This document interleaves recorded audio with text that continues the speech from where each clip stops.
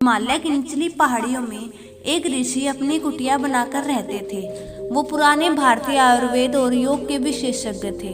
बहुत दूर दूर से लोग अपना इलाज करवाने उनके पास आते थे।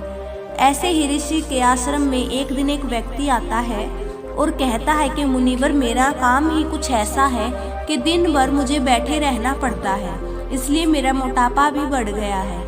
क्या आप मुझे ऐसा तरीका बता सकते हैं जिससे मैं अपने शरीर को स्वस्थ बना सकूं?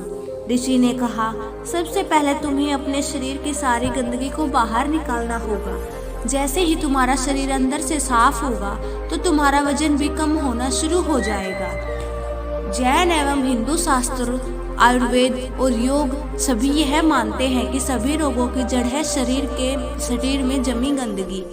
आप स्नान करके शरीर के बाहर की जमी गंदगी को तो साफ कर देते हैं, लेकिन शरीर के भीतर की गंदगी कैसे साफ होगी? इस पर मुनिवर उस व्यक्ति को समझाते हैं कि हिंदू शास्त्र, आयुर्वेद और योग सभी यह मानते हैं कि सभी रोगों की जड़ है शरीर में जमी गंदगी। आप स्नान करके शरीर के बाहर की जमी गंदगी को तो साफ कर लेते हैं, लेकिन शरीर के भीतर की गंदगी कैसे साफ होगी? शरीर में सर्वप्रथम गंदगी 3 जगह पर जमती है। पहला आहार नाल में, और दूसरा पेट में, और तीसरा आंतों में। इन तीनों जगह यदि गंदगी ज्यादा समय तक बनी रही तो यह फैलेगी। तब यह किडनी में, फेफड़ों में और हृदय के आसपास भी जमने लगेगी। अंत में यह खून को गंदा कर देगी। अतः इस गंदगी को साफ करना जरूरी है। व्यक्ति ने कहा, मुनिवर, कृपया करके मुझे बताइए कि मैं इसको साफ कैसे करूं? मुनिवर कहते हैं, हम जो खाते हैं उसी से गंदगी पैदा होती है। हम खा रहे हैं, इस पर ध्यान देने की जरूरत है। हम 2 तरह के खाद्य पदार्थ खाते हैं। पहला वह जो हमें सीधे प्रकृति से प्राप्त होता है, और दूसरा वह जिसे मानव ने निर्मित किया है। प्रकृति से प्राप्त फल और सब्जियां हैं। फल को पचने में 3 घंटे लगते हैं, सब्जियों को पचने में 6 घंटे लगते हैं। उपरोक्त दोनों के अलावा मानव द्वारा पैदा किया गया या उत्पादित किए गए खाद्य पदार्थ जैसे अनाज, दाल, चावल, दूध, मैदा, सोयाबीन आदि, इन्हीं से बने अन्य खाद्य पदार्थ, इन सभी पदार्थों को पचने में 18 घंटे लगते हैं। अब सोचिए कि आपको क्या ज़्यादा खाना चाहिए।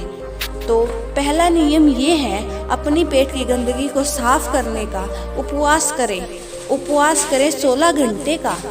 यह बात सुनकर व्यक्ति बहुत ही आश्चर्यचकित हो जाता है और कहता है, मुनिवर, 16 घंटे कोई कैसे भूखा रह सकता है? तो मुनिवर कहते हैं, जैसे यदि आप रात को 8 बजे भोजन करते हैं तो फिर अगले दिन सुबह 12 बजे ही भोजन करें। इस बीच आपको कुछ भी नहीं खाना या पीना है। सुबह पानी, नारियल पानी या सब्जी का जूस पी सकते हैं। ऐसा करने लगेंगे तो शरीर स्थित नया पुराना भोजन पूर्णतः पचकर बाहर निकलने लगेगा। दूसरा उपाय है कि आप योग कीजिए। योग करने से और एक्सरसाइज करने से आपके शरीर में, गुर्दों में और फेफड़ों में जमी गंदगी धीरे धीरे बाहर निकलना शुरू हो जाएगी। अपने शरीर को सुबह कम से कम 1 या 2 घंटे योग में लगाएं। जब वह व्यक्ति जाने लगता है तो ऋषि उसको पुकारते हुए कहते हैं कि रुको, तुम जैसे व्यक्तियों के लिए तीसरा नियम है जो बहुत ज़रूरी है। वो है कि बासा या बहुत देर से रखा हुआ भोजन न खाए। भगवत गीता में भी यह बात कही गई है कि जो भोजन पका हो उसे पकने के 1 पहर यानी 3 घंटे के अंदर खा लेना चाहिए, क्योंकि 3 घंटे बाद वो भोजन तामसिक हो जाता है। और आजकल आप जैसे लोग सुबह का भोजन रात को करते हैं और अनेकों बीमारियों को न्योता दे देते हैं।